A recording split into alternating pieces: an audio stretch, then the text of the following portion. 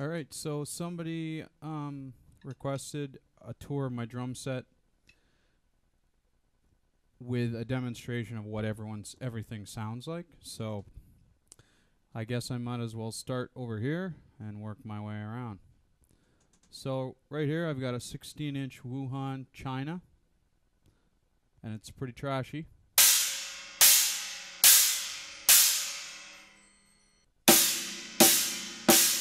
That kind of thing. Then right here I've got a 12-inch Sabian XS Splash.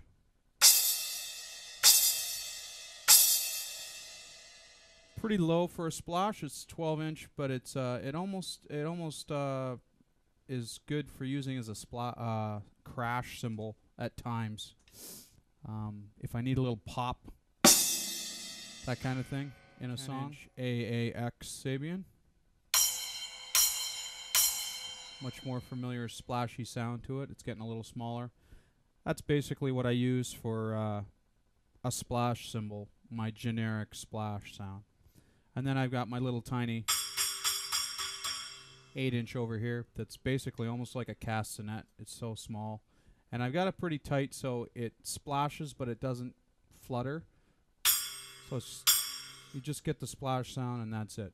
Over here I've got 13-inch Paragons.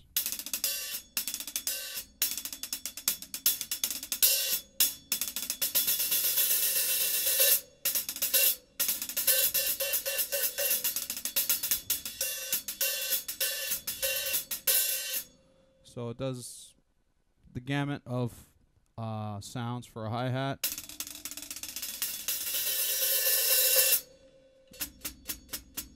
Has a nice chick sound for... It's not too thin for a rock hats, I believe. They're very thick. So they give a nice, for a double bass thing. I've got them closed right now, but it's on a remote, so I can hit the little flick.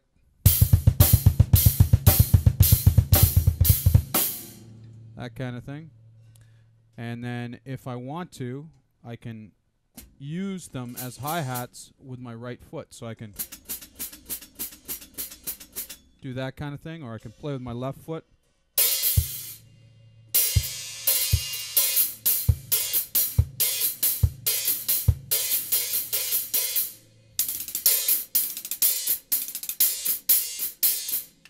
Okay, so I'm training myself gradually to use my right foot the opposite way I usually do for the hi-hat, and then play the stuff with my left foot on the bass drum.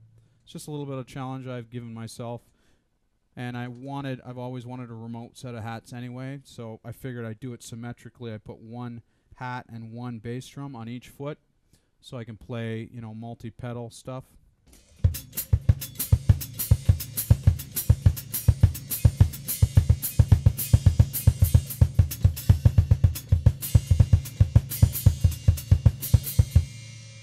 That kind of thing. I've been looking at the Thomas Lang stuff and getting some ideas on that.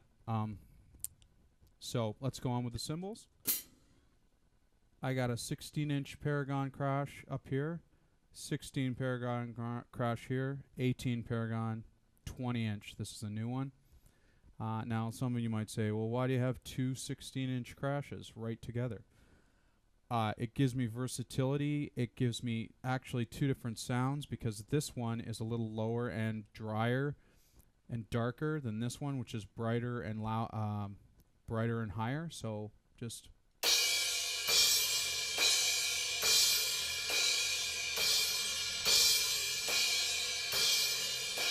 another reason why I like to have two of the same size crashes close together is if I'm playing repeated crashes that are quick enough so that the cymbal doesn't have a chance to recover until the next hit. Like, if I try and play that, okay, I can do it, but if it's a little slower than that, what's going to happen is between when I hit the cymbal and when I hit it again, it might still be down like that, or it might be up like this if it's rebounding like it normally does. So it just, and I think that unless the cymbal is seated nicely the way I like them on the stand, there's a lot of chance for not being hitting consistently well, and also for breaking the cymbal. Because if you hit it when it's up, especially, even if you're careful, there's a good chance you can hit it on the edge and it'll vibrate straight to the center and you'll get a crack.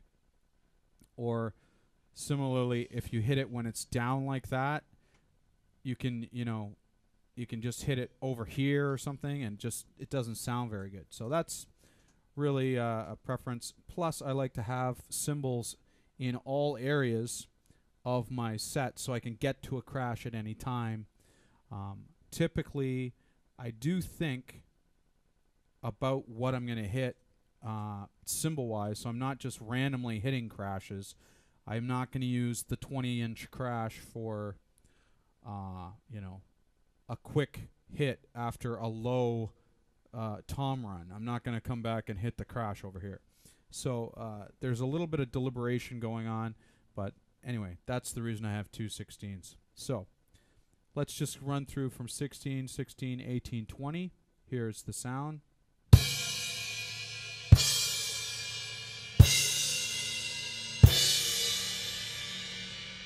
Okay, so as you can hear, it goes, basically from highest to lowest like that. So it's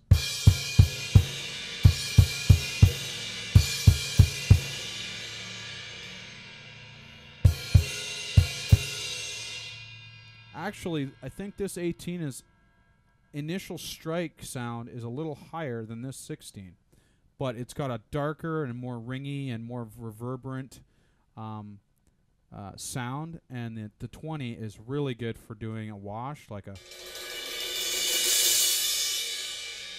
building up. The 18's pretty good too.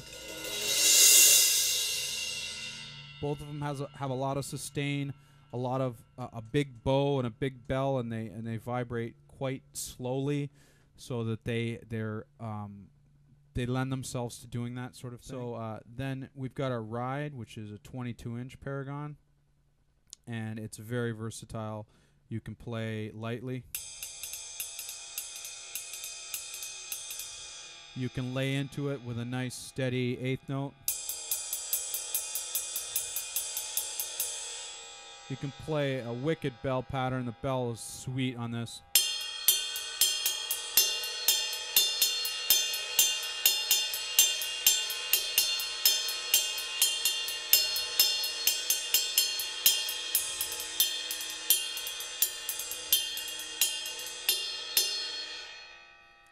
I've actually, when I was rehearsing Malignant Narcissism, there's a part where it goes. I must have broken a dozen sticks hitting that bell with full force on my wrist. So now I try and hit it with the shoulder up here instead of near the tip, because it just busted them right off. So it's a very thick cymbal. I'd say it's got to be 2 millimeters thick. It's pretty heavy. It's got to weigh 10 pounds by itself, probably more than that. But it sounds beautiful, and it's rings for days. 3 Chinese cymbals over here. We've got our 18-inch Wuhan. Actually, might be a 20. 18 to 20, something like that. They don't really, they're not even round anyway, so they're somewhere around there. It's got your regular flange. It's trashy as hell.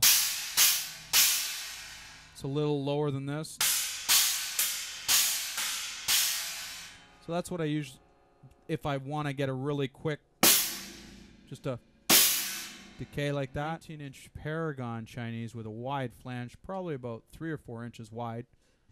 And that sounds just beautiful. 20-inch version of the Paragon, which is a smaller flange cymbal, probably the traditional 1-inch, almost like a Pang, the old Zildjian Pang cymbal. It's a